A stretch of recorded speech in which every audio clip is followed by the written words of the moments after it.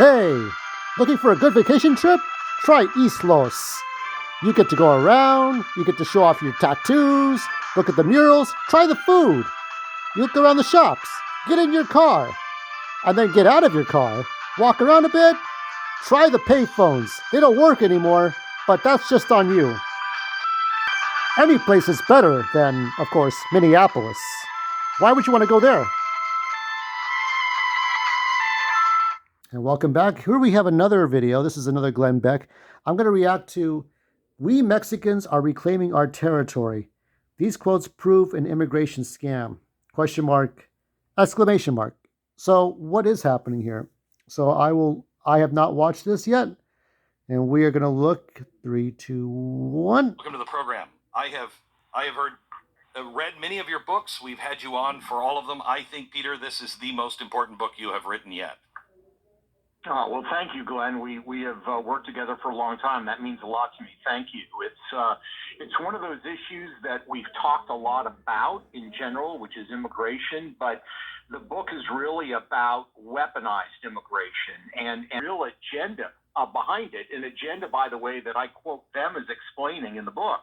I think it puts the immigration debate in a whole different level. I have to tell you, I learned more in the first 2 chapters about Mexico that horrified me, because I've always felt good. Well, I have to believe something's going on. Whether or not this book is correct, something's going on. There's got to be something going on at the borders. Because if you ask people like this, what's happening, they'll say, well, what about Trump? They always go about Trump. They don't give you a straight answer. So people have to come up with these answers themselves. They have to do all this paperwork. About Mexico, they have problems with the drugs, and I felt bad for it. They are not. They're not doing us any favors at all, and we'll get into that here in a second. Can we start with chapter 1? And if you don't mind, Peter, I may have to ask you to come over and join me tomorrow as well, because I don't know if we're going to get past the first 2 chapters. There's so much meat in here. Sure. In chapter 1 is proof of concept, and it starts with Jimmy Carter and Fidel Castro, and I don't recall any of this. Can you take us through that? Yeah, this is back in 1980, the Mariel boat left. And a lot of people that were around will remember that the United States was flooded with Cuban refugees. And Jimmy Carter, when this first started developing, said, we're a compassionate country, which is true. We're going to welcome them with open arms. I see. And Fidel Castro told his top aides, well, we're going to fill their arms with excrement. He used a different word. Shit. And this was Peter Schweitzer asserting this. I mean, there are quotes throughout the book from leaders explaining what's going on. You mentioned Mexico. And I always thought of Mexico in the context of, okay, you've got kind of this hapless government and it's corrupt and they're kind of glad for mass migration because now they don't have to feed their own people. The reality is, in their own words, they view immigration very differently. But Glenn, this is from a government report. This is a report written by one of President Sheinbaum's top aides in December of 2024. It says, okay, hang on just a sec. Sheinbaum, in case you don't know, is the president of Mexico. Yeah, a very white name. 2024, president of Mexico. Go ahead. Yeah. We already know that the Mexican population in the United States reaches 39.9 million. We Mexicans are reclaiming our territory. That's from December of 2024. Here's a powerful senator who's also a member of the Morena Party, who sits on the National Defense Committee, which is the most powerful committee in the Mexican Senate. Quote, we Mexicans are in our territories: California, Nevada, Texas, Utah, New Mexico, Arizona, Kansas, Oklahoma, Colorado, and Wyoming. We're going to take back the territory. But see, here's the thing, it's like, it's not the thing is that how many illegals? See, also too, we have cheap imports from Mexico. If you go to any liquor store in East Los Angeles, it's South Los Angeles, and Boyle Heights, and Maywood, Linwood, Montebello, we have like cheap imports. What do you think the cost of imports would be? And if Mexico took over, would the Democrats keep their damn jobs? And also, do Mexicanos want to pay American taxes? They don't want to do shit. A lot of people jump the border. I saw a video on X and it showed people just running under the fence and just walking into the border, just walking in during the Biden administration. That's what happened. Do you think they want they just left Mexico, but now they're going to walk into Mexico? So then they're going to have to run. They're going to go to Canada, and then if Canada doesn't work out, they're going to just jump over to Russia. Is that what's going to happen? Um, they're just causing chaos. There's no order or sense to what they're doing at all. There's nothing to it.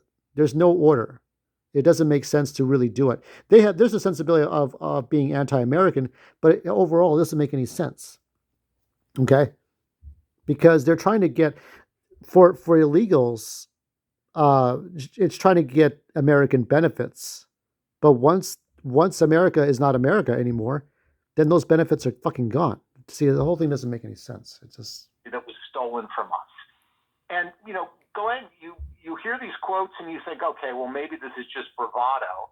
But as I point out in the book, they have actually created a network and infrastructure inside the United States. And this infrastructure, this includes Mexican government officials inside the United States who are organizing violent protests like those that hit Los Angeles, those that are in Minneapolis, and they are actively participating in our politics. They are working to elect Democrats who are sympathetic, a foreign government, to elect Democrats who are sympathetic to them on immigration and working to defeat President Trump through Mexican consulates that are across the United States. Mm. Yeah. So before Glenn asks a question, so for me, I just think this is what's happening. Now, I voted no on Prop 50. I didn't want to see any corruption of our state. We need to have our American laws protect us. We need to have our president protect us. And we need to have the proper governors and senators protect us. If we let the chaos, if Trump does nothing, if he doesn't pull the Insurrection Act, if he doesn't get Minneapolis and Los Angeles and other cities under control, there's no point to anything. Everybody has to fend for themselves. What's the point to police? What's the point to fire? What's the point to paramedics? What's the point to the Army or the Navy? They just want to undo all that shit. So I sound like an old fart who's into conspiracy theories, but what really is, I think there were people when I was a kid once, when I was like maybe 26 years old, people would look into government conspiracies and things. But at that time, Trump wasn't even thinking about running for president. Who did we have? We had George W. Bush. We had the Iraq War. We had 9/11 had just passed. And we didn't know who Obama was. Chicks would say Osama Obama because they didn't know who Obama was. They say Obama bin Laden because they were saying stuff. So nobody knew anything. It was a different time. Flash drives were new. So people were still looking into conspiracy theories about governments. But now it's like Trump versus everyone else. Like either you're siding with Trump and the United States, or you're siding with Democrats and anarchy. So that's what it's looking like more and more to me. It's when I first started talking about George Soros. Yeah, that piece of shit. I discovered something new, and I hadn't. There were very few people that were dumb enough to take him on. I didn't know the rules. Yeah. You don't take on George Soros. You know what I mean? So I exposed all this stuff, and because I thought it was new. It is so clear. Your sources are so clear. The names of everyone who says it, who's on the committees, who's using the money, why don't we know about any of this until now? Why did it take you to come out and put this all together? Well, a great question, Glenn. And you're right. I mean, you were really one of the first people to publicly take on Soros, and God bless you for doing that. I think it's a couple of things. I think, first of all, Mexico has a reputation for being kind of a sleepy, corrupt government. Yeah, we could have told you that. Mexico, think about this for a second, Glenn. Mexico has 53 consulates in the United States. 53. In contrast, the two other countries with the most are China and the United Kingdom with 6 and 7. So they have this vast network in the United States. Yeah, because we're neighbors, right? So they're going to have more. They have masked what they're doing quite effectively. People that are aware of it, that are, some of these NGOs, you mentioned Soros, they're NGOs funded by Bill Gates and others, who talk about the fact that for them, and again, these are their words, for them, immigration is about transforming the United States. This is a quote from 2023 that I think lays out the fact that they want this to be silenced. Again, this is from 2023. The head of the Mexican news agency, which is like their sort of Associated Press, he says, quote, "We are quietly carrying out the reconquest of our territories in the U.S. taken from us in 1848. The reconquest of the Aztec territory is silent, and the day that the gringos realize this, their diabolical fundamentalism will become macabre." In other words, we need to keep this quiet. We don't want to talk about it publicly, because when the gringos, as he says, find out, they're going to be really, really angry about it. So we need to recognize what's going on, have an honest conversation about it. There are dozens of these quotes in the book from Mexican officials, and we go through and name. Yeah, so I think for me, obviously most of us were not happy when the way Cortez handled things centuries ago. Pilgrims just took whatever. They just, it's Indian givers, Indian takers, Native American, as Amaya Miller says. So obviously history was not a very pleasant time. I just don't trust these people who say they have good intentions. They don't, because we're too schooled in either European politics. Because again, if we were truly Aztec, we would speak Nahuatl. We would speak in the Mayan language. We would speak a non-Spanish language. But we're speaking in Espanol or in English. Okay? We wear the clothes. We drive the cars. I mean, I look back at Aztec culture. The only thing that had wheels were toys. I mean, there were ancient Aztec toys with wheels on them. Okay? Like centuries before Hot Wheels, right? So I don't know what we could have done. I have pictures of the way Aztec life could have looked before, and it's beautiful, but I don't know how practical it could have been. I think that if Mexico looked more like the ancient Aztec cities, a little more modern, maybe it would have been better. But I think as bad as Columbus was, as bad as the Pilgrims were, I think Cortez was way worse. And Native Americans having their religion beaten out of them physically and metaphorically, it was just not great either. But what could we do? And then between the Americans, the revolutionaries, versus we're coming upon the 250th anniversary. This is very important. So much fighting had been going on. The fight to have new land, the fight to retain identity. We didn't have our Aztec identities anymore. The Armenians still remember their identity before their Holocaust in World War I. The Jewish remember their identity before World War II. Okay? And Black people still remember their African heritage and modern heritage. So for us, we lost a lot of our identity when Cortez came. But I think it's just gone. We can't go back to those times. We can't. It's as simple as that. We just cannot go back. So let's see how much more we got. The Mexican government officials who were at the center of the LA riots last year, who are another LA riots. Politics. Yeah. In theaters. You have 90 minutes. Through the most incriminating comments from the people in Mexico and from the NGOs to show us this is not just a few people saying this. This is not just an AOC. This is coordinated at the highest levels. Yeah, there were numerous quotes from the Mexican government I can take you through in addition to the ones that I just mentioned. And the key thing to understand here, Glenn, is that this is not a recent phenomenon. This is something that they have been saying and doing for decades. And one of the things that Sheinbaum has done since she's become president is she has started playing two songs at every official event in Mexico. One of them is the migrant hymn. which is something that she had commissioned. And the Oh, lyrics to that song are about how migrants that come to the United States don't just go there to work, they go there to actually expand the flag of Mexico to include the United States. May I give you let me give you some of the lyrics. And through my although my birth certificate says American, I'm pure Mexican. We change places but not flags. I carry green, white, and red in my veins. Like the eagle, we fly without borders. We break through the fence that separates lands. Wow. Yeah, so the thing I say is that yes, you can carry the Mexican flag around, but you don't forget the American flag. You have to remember where you are, not where you were. And for most people, we say, "If why do you care?"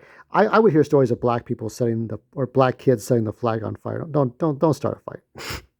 Don't start a fight because I'm sure if the African flag were on fire, you wouldn't be jumping up and down. But here's the thing: when you ask anybody on the street, what does the Mexican flag represent? Oh, it's identity. It's who we are. But we're also American. So we still keep those flags around. We still keep the Mexican flag. And I don't feel complete. But here's the thing: I never went to Mexico in all my 48 years. Never went there. Never met an ICE agent, and never went to Mexico. I don't feel connected to my people really. I mean, I see some beautiful Day of the Dead stuff. I see some beautiful Cinco de Mayo stuff. I see some beautiful art, and there's beautiful cultural things that you can see. But I never felt connected. I never felt connected to my own people. So maybe that's what I am telling you stuff because I never felt a connection. But I also think that yes, it's going to be important for a lot of other people. But really, it's like they do this through gang banging, drug dealing. They try to do this to prove some sort of point. And if you celebrities out there, if you really think that gangbangers are going to be more fair than police, you're out of your fucking mind. Stay in your nice, luxurious McMansion. Shut the fuck up because you don't understand how gangbanging works. They will kill you. They will rape you. They will force themselves on you. They'll make you walk Figueroa Street. Okay? They don't give a shit about you. They just want to be. They want to fool you and then get their way once they win. They commissioned? Yeah, she had that commissioned and written, and she plays that at a lot of her official events. The other song that she plays at a lot of official events, and again, this is all sourced, and this is all from Mexican sources. The two Is a songs. song called "We Are More American." And in this song, its lyrics, they go on to describe how California, Texas, Arizona, and Wyoming were stolen from Mexico by the United States, and that the land was free until the gringos arrived. And then the refrain says, Why don't they pick a fight with Spain? Why don't they take the fight to Spain? Take the fight to Cortez's descendants. You know what I mean? Like I remember, uh, there was a book where I think Luis something, I forgot what his name, not Luis de Alba, but Luis something, Bernal.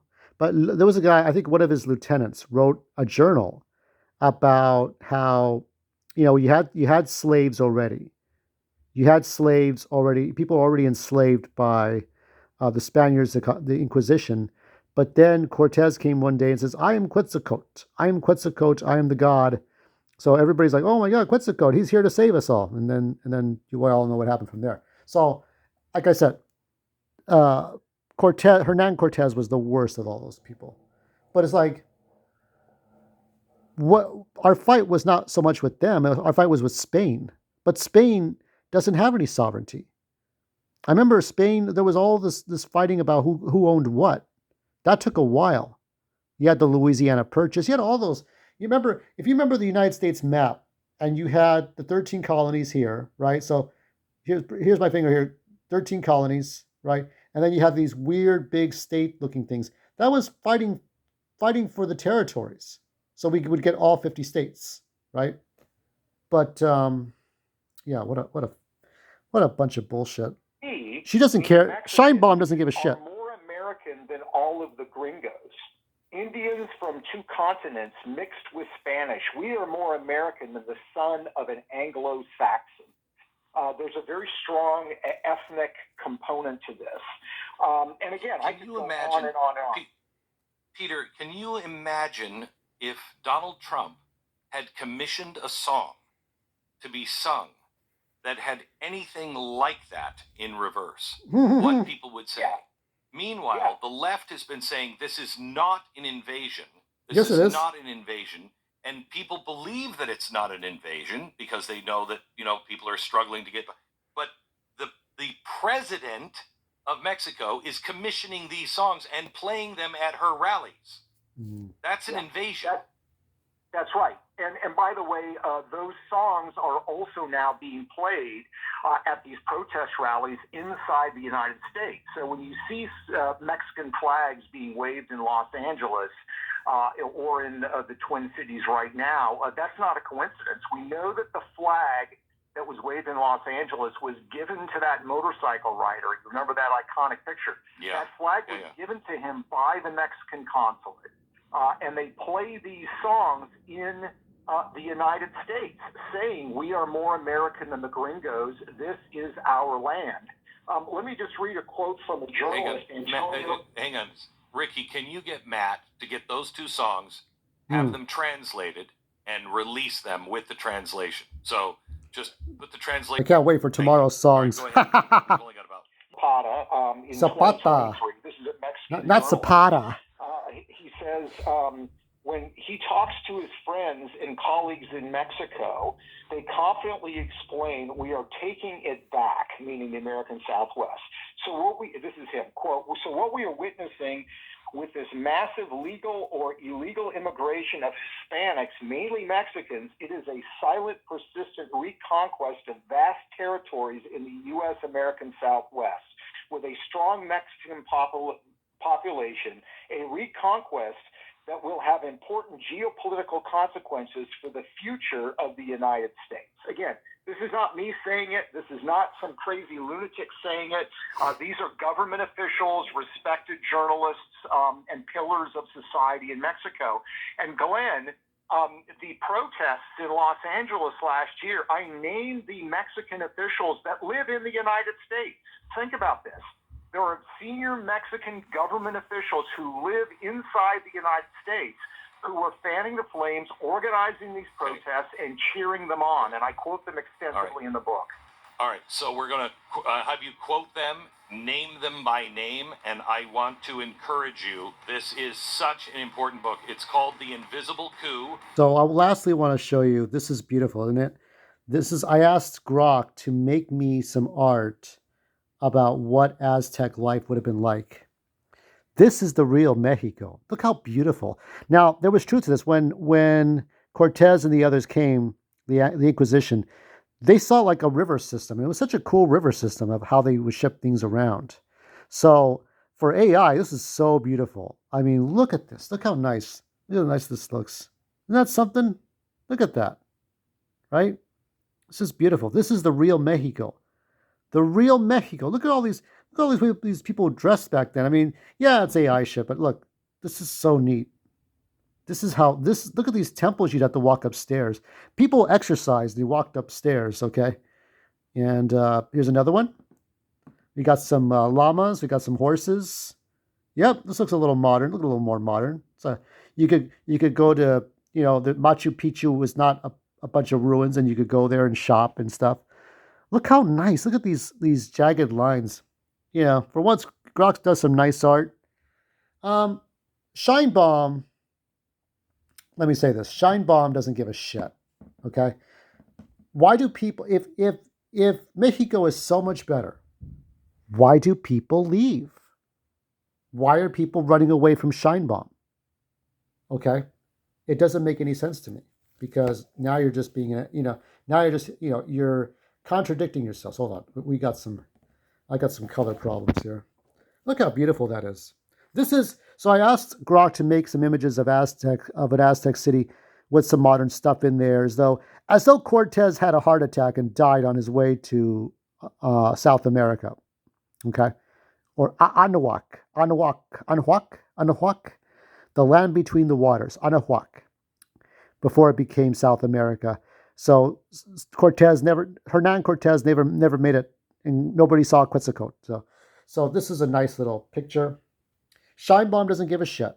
Scheinbaum wants to extend Mexico to the United States and cause more problems. And then if you ask AOC or Bernie Sanders, yeah, they say there's no invasion. There is an invasion.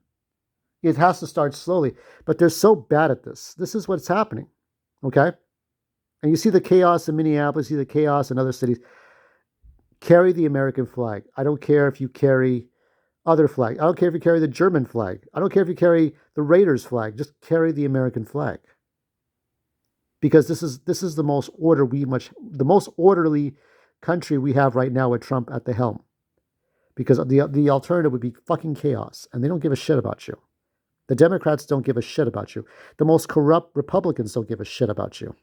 Okay? These people, the celebrities, all these woke people, Linda Park, which I'll talk about another time, they don't give a shit about you. They talk about how, oh, rest in peace, Alex, rest in peace, what's her face? That one bitch that drove into the ICE agents. Rest in peace, these people who were killed by ICE. Why did the ICE agent fire his rounds off? Did the guy have another gun or a knife? What happened in that altercation? And every time I see this stuff, and it's like, what is going on? Every time I see somebody get killed, like I told you, 48 years old, I have never run into an ICE agent in my entire life. I have run to sheriffs, police, firefighters, paramedics, never, ever, ever, ever an ICE agent, okay? You have to be going out there looking for these people. You have to be looking for them. And I think there was a woman of color. She, the one that was doxing ICE, she's now in jail. She's in jail now for doxing ICE agents. When she pulled the paperwork out, she's in fucking jail. I think it's the woman. So that's it. I really want you to all think about who you are and what you are. Are you happy to be voting? Are you happy to be part of this country? You have to decide. And if you think that America's full of shit, then go to Mexico or go back or go somewhere else. Because I'm telling you right now, the problems that happen, they're going to continue to happen. People stealing kidneys in Tijuana, that's just a misdemeanor, okay? It gets worse in Mexico. People are not safe over there. And Scheinbaum doesn't give a shit about anybody but herself. You really want to see California turn to Mexico? We're not capable of running uncorruptible stuff. We're not capable of that. Okay? I mean, there's parts of me that is very anti-white, but I think when you look at white people, whether they're Irish, Polish, German, Canadian, Australian, British, Finnish, Scottish white, doesn't matter which white you are. We can see you at your smartest, we can see you at your most Republican, patriotic, and we can see you at your dumbest. We see you. That's all that matters. So for those people who are on the fence, do something different.